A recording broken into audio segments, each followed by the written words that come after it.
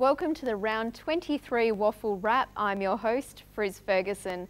Well, it's finals time at the WAFL, but before you get too excited, let's take a look at how round 23 unfolded. South Fremantle continued their good form, defeating Peel Thunder. Claremont left their run too late, also extending their winning streak and toppling minor premiers East Perth.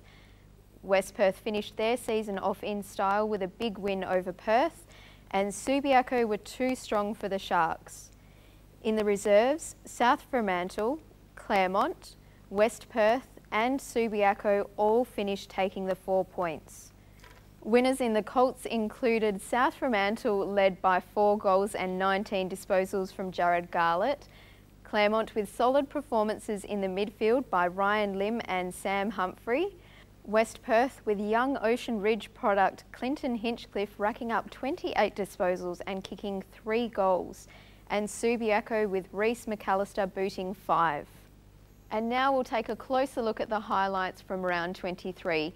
West Perth may be disappointed to not make the finals after taking out last year's premiership, but finished 2014 off in convincing fashion, comprehensively beating Perth by 82 points. Coming into the game, retiring Anthony Salikis needed 1 more goal to become outright third on West Perth's all-time goal-kicking list, and he achieved that comfortably, booting 4 majors from 31 possessions and 13 marks.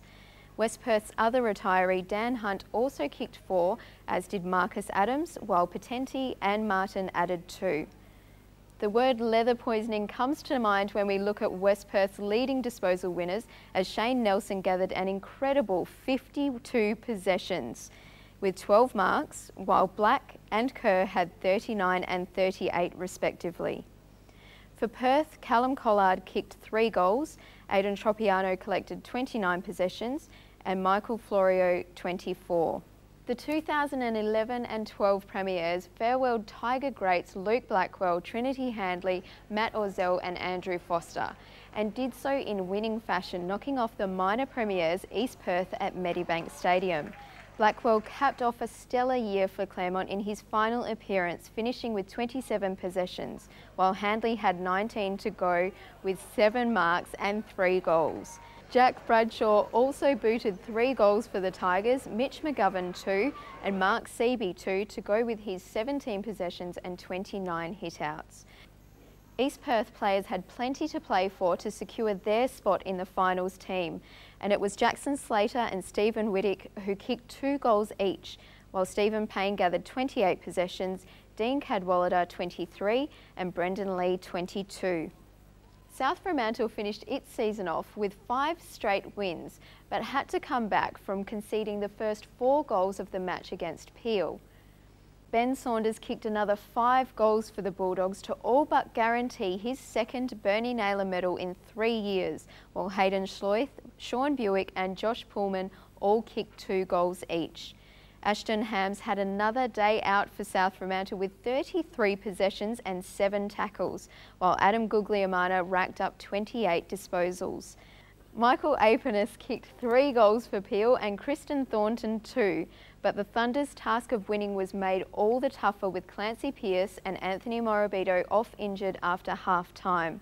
Matt de Boer did all he could to earn a call-up for Fremantle during the AFL Finals with 35 possessions for Peel, while Brendan Jones finished with 32 disposals.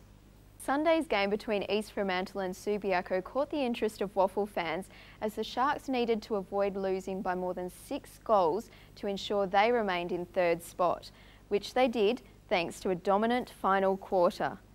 Subiaco were again led in outstanding fashion by captain Kyle Horsley, who finished with 35 possessions and a goal. Wade Toomey used the ball well with his 29 disposals, while Justin Joyce collected 28 disposals for the Lions to go with 7 inside 50 entries and 6 tackles. Up forward, Shane Yarran and Matt Boland kicked 3 goals each, while Lachlan Delahunty returned in impressive fashion with 17 disposals, 9 marks and a terrific final quarter goal.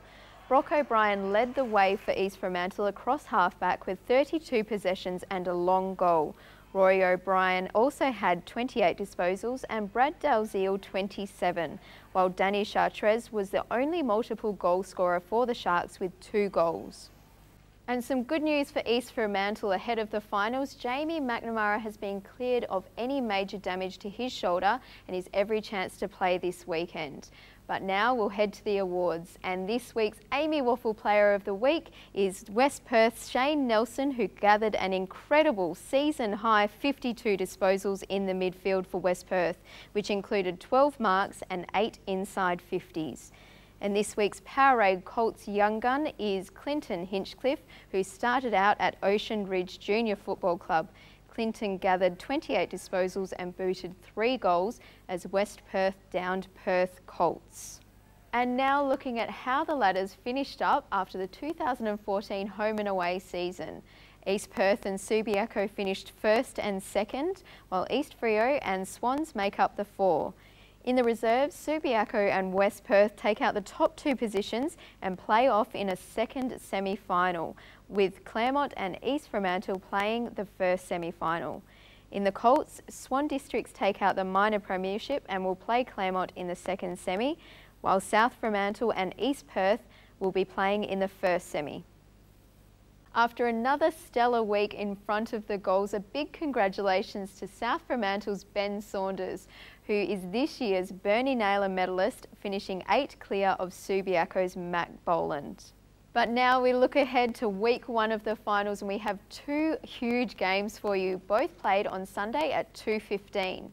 The first semi-final between East Fremantle and Swan Districts is at Atom Stadium, with the winner progressing to preliminary final week. The second semi-final sees East Perth host Subiaco in a co-tenant battle at Medibank Stadium. Ahead of week 1 of the finals, I caught up with all 4 of the captains for a chat. Here's what they had to say. Now, the last grand final that the Sharks won was back in 1998, so a few years since then. Yeah, it has been. It's been a while. I think 2012 was our last grand final, and obviously we were unsuccessful then. But it's been a long time for the club. Between winning grand finals and hopefully this is our year, we're putting our big foot forward in September. So your first step, though, semi-finals at home for you guys. You're up against Swan Districts, and they have a massive following. How are you guys gonna? How are your fans gonna compete with the Swan Districts fans? Yeah, look, we hope they all get out and support and get down to Adams Stadium. It'll be a big day for the club and for the boys.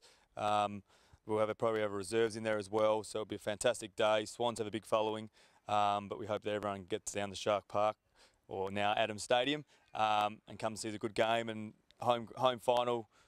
We hope that's a big advantage for us. You played in the 2010 grand final win. Apart from not having Andy Cracker here to boot that final goal for you, how much has changed since then? Yeah, look, that was a fantastic day, and one that will be etched into a lot of our memories. But I think the workload across the whole field has been evenly spread, which has been really good. One of the facets in regards to why we've been performing so well. So we look forward to just making sure that everyone on the field plays their role, gets the job done, and now's the time to be able to do it. There's no opportunities for catching things up the next week. So up against Subiaco first up, and they're the only team to beat you on both meetings this season. How are you going to go against them? Oh, obviously we've got a few things that we've got to rectify and change, just tweak a couple little things to get our pressure up and the way we're moving the ball. But any team in the top 4 is capable of beating any other team on their day. So obviously they should go into the game being confident as well, and obviously probably favourites. Going up against East Perth, how tough are they? How much do you have to really step up your game to go up against them? Yeah, it's. I think you try to apply yourself every week as much as you can, but obviously with a team like East Perth, they play really hard, tough, quick football. So if you're a little bit off your game, you can get exposed really quickly. I think last time we played them, they dominated the first 15 minutes, and we were pretty lucky to stay within touch. And then once we found our feet, it was a really even contest, and we just got the rub of the green and a few goals. To watch the interviews in full, make sure you head to the WAFL website or our Facebook page. But right now, it's competition time as we announce the WAFL Selfie overall winner, who will win an 8-seat VIP box to the 2014 AAMI WAFL Grand Final with a money can't buy experience before and after the game. And the winner is Brent Harbeck with his selfie snap with Jared Oakley-Nichols from East Perth. And fans, don't forget to secure your 2014 AAMI WAFL Grand Final tickets early to secure the best seats in the house. Plus, if you purchase before September 12, you'll go into the draw to win a free upgrade for you and 5 mates to a 6-seat VIP box. Visit the website for all the info.